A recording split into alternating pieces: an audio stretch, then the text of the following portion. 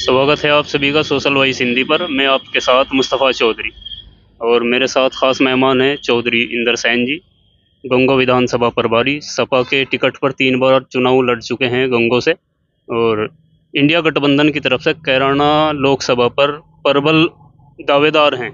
आज इन्हीं से बात करेंगे। चौधरी साहब, बहुत-बहुत धन्यवाद आपका। आपका भी बहुत बहुत धन्यवाद सोशल वाइस का, आपकी पूरी टीम का। जी, चौधरी साहब, आप अभी राष्ट्रीय अध्यक्ष जी से मिलकर आए हैं। क्या टिकट को लेकर आश्वस्त हो गए?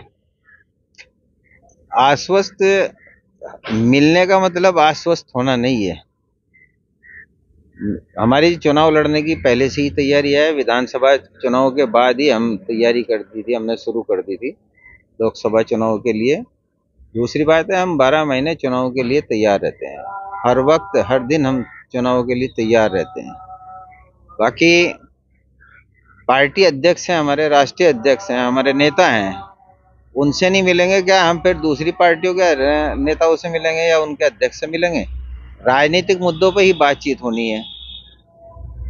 संगठन के ऊपर लोकसभा चुनाव के संबंध में बहुत सारी बातें हमारी उनसे हुई है, तो स्वाभाविक सी बात है। ये आप सपा से हैं और सपा में ही दो उम्मीदवार सबसे मजबूत आज की तारीख में है, इकरा हसन और चौधरी इंदर सैन। और इंडिया गठबंधन में आरएलडी भी है, कांग्रेस भी है।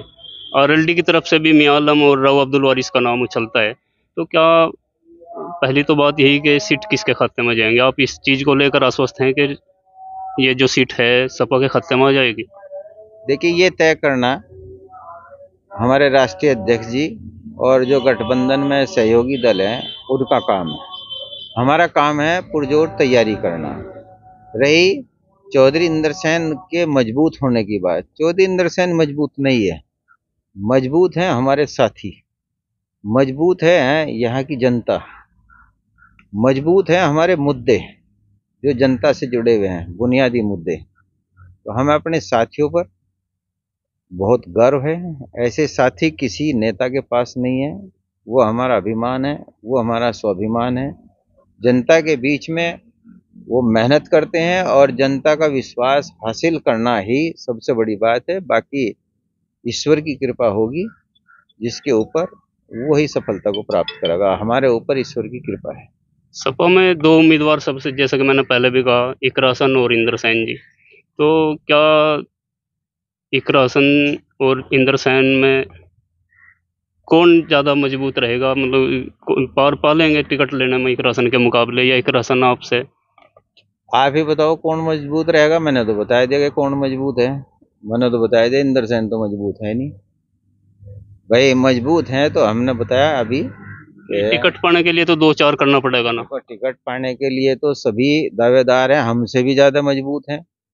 बहुत सारे नेता हैं गठबंधन में। ऐसी बात नहीं है कि केवल हम ही हैं, बहुत सारे नेता हैं, सबकी दावेदारी है। दावेदारी करना सबका हक है।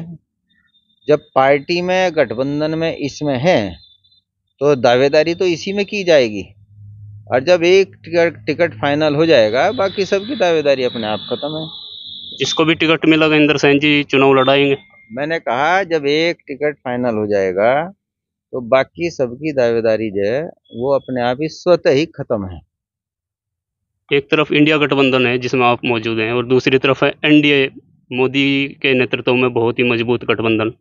क्या राष्ट्रीय स्तर पर इंडिया गठबंधन एनडीए को टक्कर दे पाएगा? नजर नहीं आ रहा आपको? इंडिया गठबंधन से कितने बौखलाए हुए हैं एनडीए गठबंधन, तो आपको नजर आ रहा?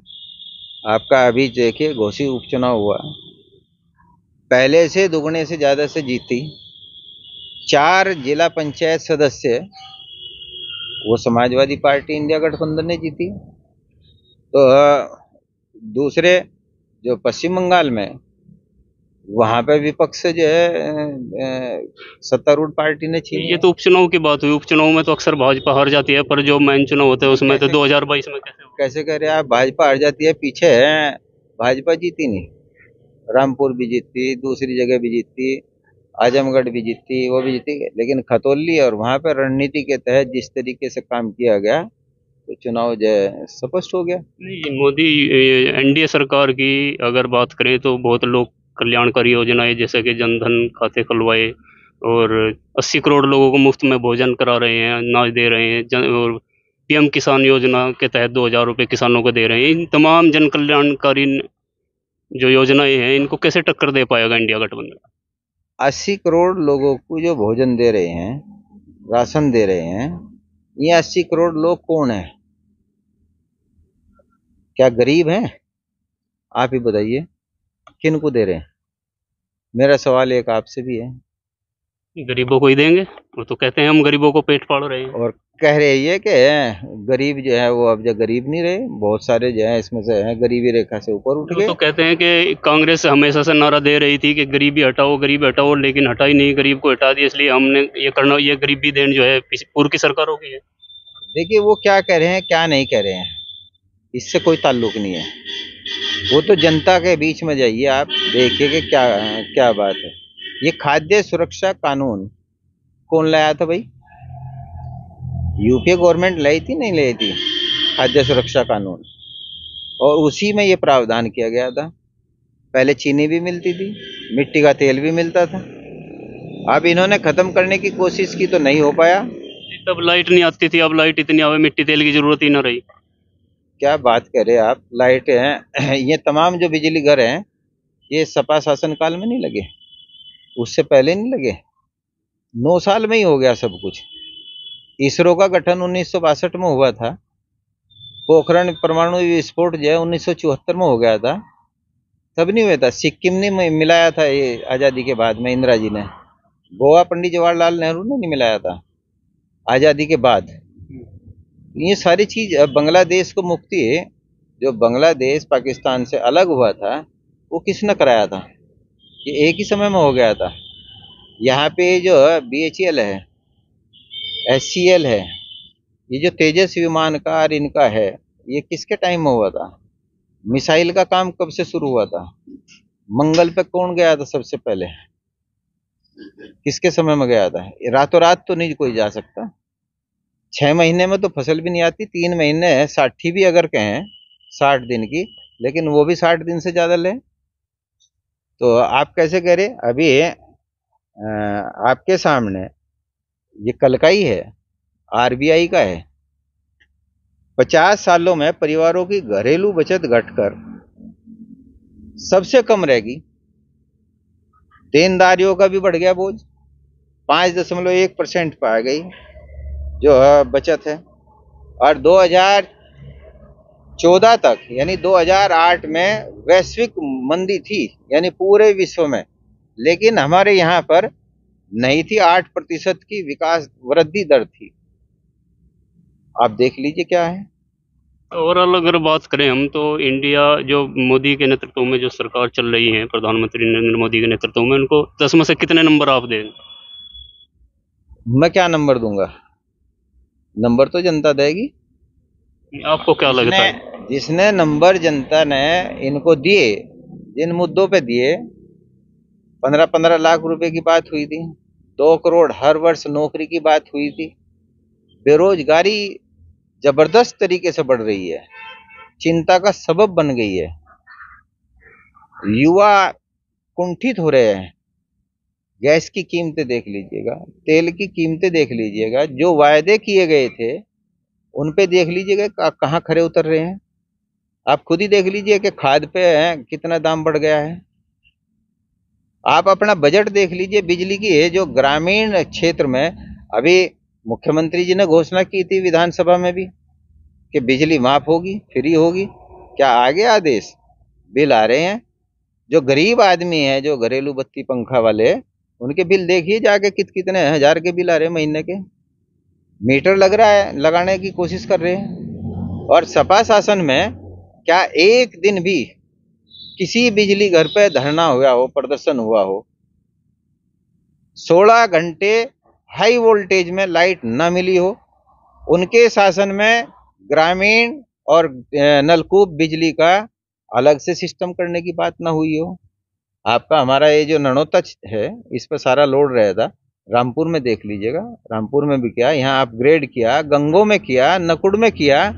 जो बिजली घर है तमाम उसमें उनके शासन में देख लीजिएगा कितना हुआ। आपकी एम्बुलेंस वगैरह 108, 102, ये 112 कर दी, जो अब जो 100 नंबर थी, ये देख लीजिएगा।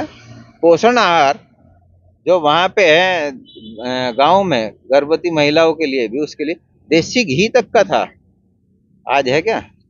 चाहे एक सहारनपुर के कद्दावर नेता हैं इमरान मसूद, जिनको भी पार्टी ने निष्कासित कर दिया बसपा ने। अब वो कैराना पर बार बार कई बार उन्होंने बयान दिया। एक बार तो कहा कि मैं कैराना से लड़ूंगा, और उसके बाद फिर सफाई दी कि नहीं, मेरी कर्म भूमि तो सहारनपुर है। और फिर सहारनपुर जो उनकी रैली थी, उन्होंने कहा है जोर देकर कि कैराना से जो लड़ेगा बात तो हमसे करनी पड़ेगी। क्या इशारा था उनका? भैया, जो परिदृश्य में नहीं है तो उनके संबंध में मैं क्या बात करूं? आज तो इंडिया गठबंधन और एनडीए, इसके अलावा कोई परिदृश्य में नहीं है।